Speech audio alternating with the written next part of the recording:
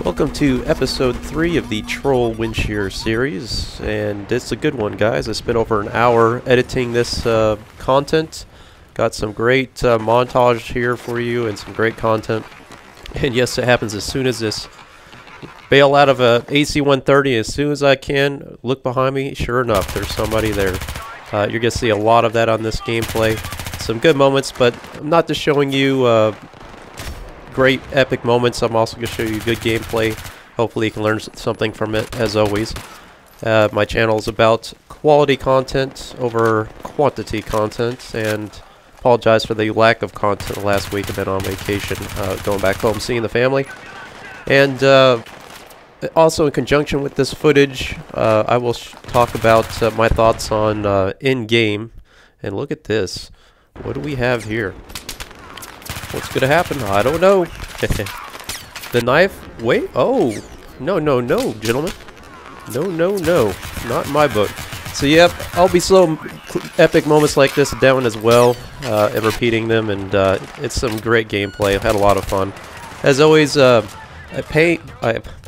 am playing against some of the best players in the world, and if you don't believe me, I'll show you one guy here in a moment. I enjoy the competition of this gameplay. I see it every day, almost every match I play with, as people pursue me with my DICE-approved dog tags. They just think that is what it's all about, so I welcome it. It's a challenge, but it can also be a double-edged sword as well. Some days it is fairly difficult. You'll see players like this guy, really good player, Need for Speed guy. What happened there? This incredible, like, I'm just like, what the heck? Sometimes you get pretty lucky in this game, and I think I got him there in a quick headshot. I don't know if it was lag on or what was going on, but it looks different from my perspective. I'm curious to know what it looks like from his. But in game, in terms of, I want to discuss what my observations are, and I've been kind of silent on it lately as I'm observing materials that comes out. And I'm not showing you in-game footage like the typical trailers that you see. You can look those up yourself. I'm here to talk about what I've heard about it, my thoughts on it, and looks like it'll be the conclusion for Battlefield 3 as we work into Battlefield 4 next year on the release. Now, this is what I was talking about with the best players in the world. I want to show you this clip. And this is typical in match. I'll show you a lot of Metro gameplay here at the end with this PKP. It was actually a pretty good match. But this clip is where I run into this guy, and good players like this are good at taking advantage when a player's distracted like myself. I see him coming over here, and no sooner I see him, he's got me. Look at this guy. And you're about to see his stats here. 17,000 melee kills. That's correct, guys. He's number 77 in the world, if you want to check up his stats on Battlefield3stats.com. Quite impressive, I'd have to say. And honestly, I'm pretty ignorant to the people I play against because I'm focusing on playing good. I'm not able to, in the kill cam, read all those little stats and stuff. So honestly, I didn't realize who that guy was until I was editing this footage. I was like, wait a minute, did I just see 17,000 kills? And this is customary in situations too where I am just engulfed with enemies. You're going to see this all throughout this footage. I'm always trying to give myself space between me and the enemy. Firing from the hip with the laser sight helps me a lot, so you'll see me stick that on a lot of my weapons. But the pursuit is just relentless here. I mean, you drop 2 or 3 guys, there's still 2 or 3 more, or even more than that. Sometimes I've got the whole team coming after me. So most players are fairly successful, even though they will get dropped many times, and eventually obtaining my dog tags.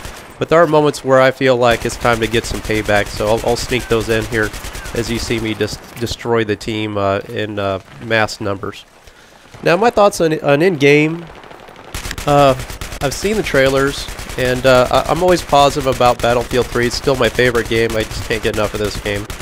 However, within game, I feel like, to be honest with you, I feel I'm a little bit disappointed from what my observations have been, and just the limited amount of information. What I would really like to see in in-game is some new weapons. I've said before that there's a lot of weapons in Battlefield 3. We probably have reached the limit, but I feel like that there was just a couple missed loose ends that they could have tied up with some great weapons. One of those weapons being the FN FAL. I really wanted to see that. A semi-automatic battle rifle, if you want to call it that. But I wanted to see that in the assault class. I didn't want to see it in the recon class, since all our semi-automatic big round guns like the SKS here, they're all in the recon class. M417, QBU-88, and the M39. Those are all in the Recon class. I wanted to see in the Assault class some better weapons because personally when I play Assault class, I don't feel like I have great weapons to choose from, and I hate to get on that bandwagon about the, you know, with the M416, the AEK, the M16. Those are weapons I like to steer away from just because they're just the real generic feel to me, and I see just everybody using them. And anyway, you know my thoughts on those weapons. They're great guns, don't get me wrong. And yes, it is another day at the office here as I faced down looks like 4 guys. Oh, 5, excuse me. There's one more in the background. I mean, with this console gameplay, guys, I mean, that's literally half the team at any given moment. It's a challenge.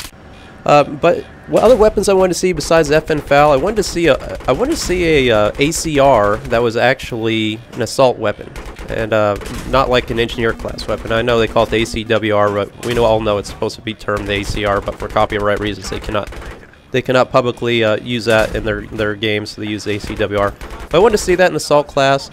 And the other weapon I wanted to see was a genuine AK-47. I know we got the AK-74U in the engineer class, the AK-74M in the assault class. And I guess technically those are supposed to be AK-47s. I'm not sure if that's a copyright issue as well. But I just didn't see that, like, if the AK-74M in the assault class was a weapon that was generally supposed to be the AK-47, to me it didn't quite look like the AK-47s I'm accustomed to seeing with that huge banana type clip. The sound didn't quite sound right, so I don't know if that was a variant of the AK-47, but I wanted to see just a stock AK-47 in the assault class. So I kind of wanted to see those weapons. We're not going to get any new weapons, so I'm kind of going off on tangent. But we are getting 2 new game modes: Capture the Flag, which is a game mode I've always enjoyed in Call of Duty. I know we can't say Call of Duty and Battlefield in the same video, but I always enjoyed that game mode in Call of Duty. In Battlefield 3, we'll see how it goes. Yes, that's right, multi-kill in my favorite little perch up here. I've always enjoyed it in Call of Duty. In Battlefield 3, I think I will like it. I'm not sure. I'll have to see how the maps play out on it. And while I'm on that topic, the maps. Obviously, we haven't seen much content. We get 4 new maps, as we always do in these DLC add-ons. But from what the gameplay we've seen with the motorcycles and the high-speed gameplay, it looks like it's, again, going back to Armored Kill type of huge maps. You know, kind of like Operation Firestorm, where it's going to be more in favor of PC gameplay, and it looks like a snub to console gameplay. That's just my observation based on what I've seen, but we haven't seen much, have we not? I mean, they're really kind of being discreetful about what they're producing here. Yes, I will throw out the C4, and as you can notice, these players are all in my clan, the One World Order clan. Great players. Look up any of their stats; they're great. But C4, I use it when I'm outgunned 1 to 4 or 1 to 5. That evens the playing field. And I don't mind sacrificing myself to take out 2 or 3 guys. I will take that exchange any day of the week, particularly when you have a weapon like this, a PP-2000. We know this weapon's abysmal at close range, so here's a perfect example. I got 3% health. There's no way in hell with this gun I'm going to be able to drop anybody at close range without dying in 1 bullet. So my last-ditch effort is to get 1 more kill, and I'll do it. I'll throw out that C4 rather than try to risk it all with my gun, which I know is a losing game. So make the game yours, not theirs. Play the game well. The hunter, the hunted becomes the hunter. I always like moments like this where you kind of bait the team, the enemy players, and capitalize on their predictability. This guy, poor guy, KRYS, whatever his name is, he never cut my tags, but I killed him probably 10 times. And there's some days where I get knifed that many times. There's some days I win that many times, so it goes both ways. Other than the maps, in terms of my lack of excitement, again, we only have 1 map, and really the trailer we've seen for that showed very little. So hopefully the other maps have some more tighter combat, open spaces. A lot of people are mentioning that it resembles Back to Karkin, which I'm all on board with that if that is the case. TDM's a great game mode I like to play as well as Conquest. However, when it comes to Conquest, I don't like big maps because it just takes too long to traverse on console. I like high action maps. And a lot of those TDM maps, like on Armored Kill, for example, were kind of hit and miss. Good examples like Albor's Mountains. I did not really care for that map for a TDM with the mountains. It seemed really glitchy in a lot of ways. So here I am in the Hornet's Nest trying to keep a low profile, failing on that knife, so I finally had to make my presence known and start pulling the trigger, and that's when you got everybody coming after you. Vehicles. We are getting vehicles in game. It looks like we're getting like a a retrofit Humvee type vehicle with some ground-to-air capability, rockets and such, machine guns. That looks interesting. I think the Jeeps are pretty much useless, so we need to have them be a little more of a formidable force to be reckoned with. Now the dropship is a big vehicle. That's pretty much a big announcement on this. We haven't seen any footage of it yet, but it sounds like its capability is going to be a transport in terms of being able to carry vehicles and infantry, or a combination thereof. I don't know if that's going to be a game changer or not, but it sounds interesting. But again, what I would like to see is them adopt the AC-130 into more maps. Hopefully that'll be a consideration on in-game, because that's my favorite vehicle. I know people hate it, but on maps like Conquest, it really isn't a game changer. So I would like to see that be an addition to at least Conquest. And you can omit it from Rush if you guys don't want to see it, or at least make that an option on the server. That might be a nice thing to add as well. So we got another game mode that they're introducing as well, Air Superiority. That's something personally I'm not too excited about, because I'm not a big jet driver, even though that's what I do for a living. In this game, I'm just not good at it. The planes don't fly like they should, if you ask me. I hate to be kind of a perfectionist on this issue, but I kind of am an expert on this, and I'll tell you right now, just the one thing that really bothers me about the jet gameplay in Battlefield 3 is the sprint option, and the fact that you can increase your turn speed by increasing your sprint speed. Well, let me tell you guys, not to be an egghead or anything, but jets do not turn faster when they are flying faster. They turn faster when they are flying slower. So the fact that you can sprint and like increase your afterburner to increase your or reduce your turn radius is complete opposite of what it actually does in real life. So I know this is a game, it's, you know, it's a little more arcade-ish, and I think it's great that they have jets in Battlefield 3. But whenever I utilize them and fly them, I'm just kind of frustrated by how the flight model is not what it's supposed to be. It's not intuitive from my perspective. Now, from your guys's, you just get in there, it's an arcade, you hop in that third-person view, and you PTFO all day long. But me, my experience, is just it doesn't work for me. But air superiority is basically like the same thing we have with tank superiority. There'll be some central located objective. It appears there'll be a blip of some kind, and we'll be able to fight for that objective. One team defending, one team attacking. Again, we know the lack of success with tank superiority. I don't see much change with air superiority, and in all honesty, it's not a new game mode. It's a game mode that they're bringing back from a previous variant of Battlefield.